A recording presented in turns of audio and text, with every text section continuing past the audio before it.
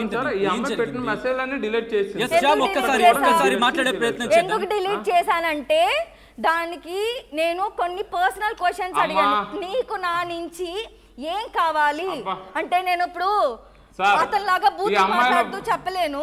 అది wife and husband అమ్మాయిల father ఒక్క నిమిషం ఆగమ్మా సార్. అమ్మాయిల ఫాదర్ మాకు ఆస్తి లేదు పాస్తి లేదు అన్నారు కదా, మా సైట్ కాదు. అంతవరకు వెళ్ళే ముందు మీరు ఒక సీరియస్ ఎలిగేషన్ ఇస్తారు. సీరియస్ ఎలిగేషన్ ఐశ్వర్య మీద మీరు వేయడం జరిగింది. ఏంటంటే చూడకూడని విజువల్ నేను చూసానంటూ కూడా తనతో అంటూ కూడా ఏం జరిగింది ఐశ్వర్య? ఎందుకు అరుస్తాను వచ్చారా మీరు ఉన్నారా? చాట్ అయితే మొత్తం చదవమని చెప్పండి, అతనిది నాది. ఇక్కడ నేను కూర్చున్నా అన్నిటికీ ఓపెన్ ఛాలెంజ్ చేస్తున్నా. అందరికి మీకు ఒక దండం అండి. మీ ఇంట్లో కూడా ఆడపిల్లలు ఉంటారు కదా, మీ ఇళ్లలో కూడా ఆడపిల్లలు ఉన్నారు కదా. ఒక రాంగ్ పర్సన్ నా జీవితంలో చెప్పింది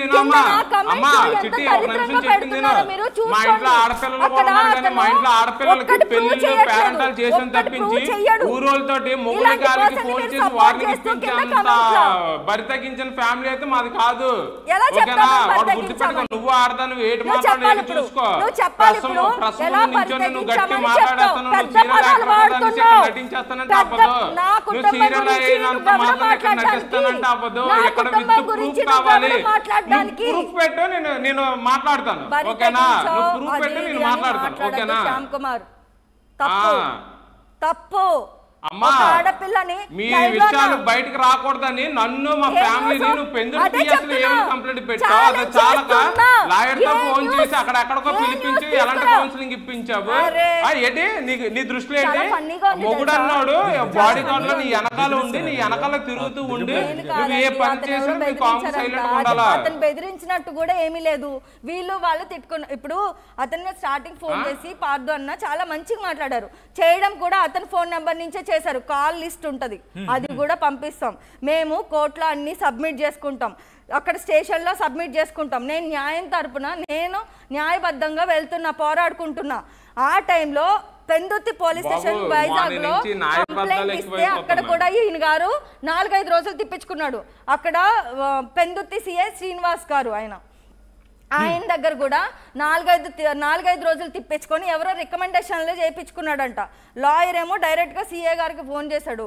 ఆ తర్వాత పొలిటీషియన్ ఎవరో ఫోన్ చేశాడు. రాకుండా తప్పించుకొని వస్తే నువ్వు డివోర్స్ అడుగుతావు. మరి డివోర్స్ అడగకుండా నీకు ఇవ్వాల్సిన టైం అయ్యింది, నువ్వు స్టిల్ మారట్లేదు అన్నప్పుడు ఏ తల్లిదండ్రులు నీతో ఉండడానికి అప్పగించేసి నిన్ను కళ్ళు ఇలా మూసేసుకొని ఇలా అప్పగించేస్తారు. డివోర్స్ ప్రపోజల్ అనేది ఫస్ట్ శ్యామ్ నుంచి మీకు వచ్చిందా?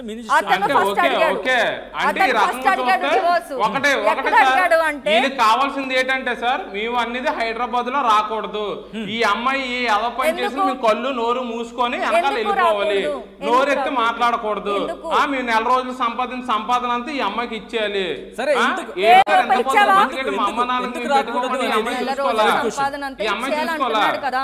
నెల రోజుల సంపాదన అంతా ఇచ్చేయాలంటున్నాడు కదా.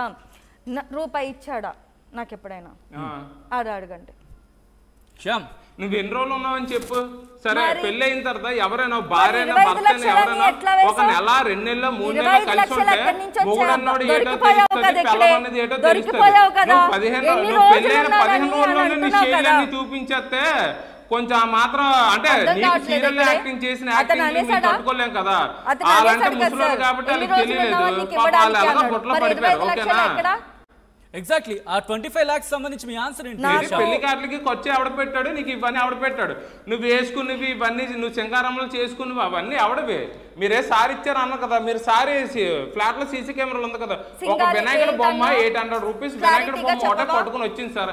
అంతకు మించి వీళ్ళు దీనికి ఒక్కటి కూడా ప్లేట్ ఇచ్చినా ఓకే సార్. నేను చెప్తున్నాను, వెండి స్పూన్ ఒకటి ఇచ్చారంటే నిజంగా నేను గ్రేటే సార్. వాళ్ళు వీళ్ళకి ఇచ్చారా వాళ్ళకి? ఒక్కసారి అడగండి సార్, సీసీ కెమెరా అతనికి ఫుటేజ్ ఉంది. బంగారం పెట్టలేదా? వాళ్ళ చెల్లికి ఆడబడుచు కట్నం ఇవ్వలేదా? కనీసం అంటే లాంఛనాలు ఇవ్వలేదా? కట్నం ఇవ్వలేదా? వాళ్ళ చెల్లికి ఆడబడుచు కట్నం ఇవ్వలేదా? మేము ఎఫ్ఐఆర్ ఫైల్ కాపీస్ మీకు అన్ని నేను కాదు కదా ఐశ్వర్య వాళ్ళు మొదటి నుంచి చెప్తోంది కట్నం లేకుండా మేము పెళ్లి చేసుకున్నాము, పెళ్ళని మేమే పెళ్లి చేసుకున్నాం. నిజంగా కట్నం ఇవ్వలేదా వాళ్ళకి? మీరు ఎందుకు ఇవ్వలేదు? మేము ఇచ్చాం కాబట్టే కదా. ఎంత ఇచ్చారు? మేము ఇచ్చినా కూడా దానికోసం మేము ఫైట్ చేయలేదు. మా అమ్మ వాళ్ళు ఒకటే కోరుకున్నారు,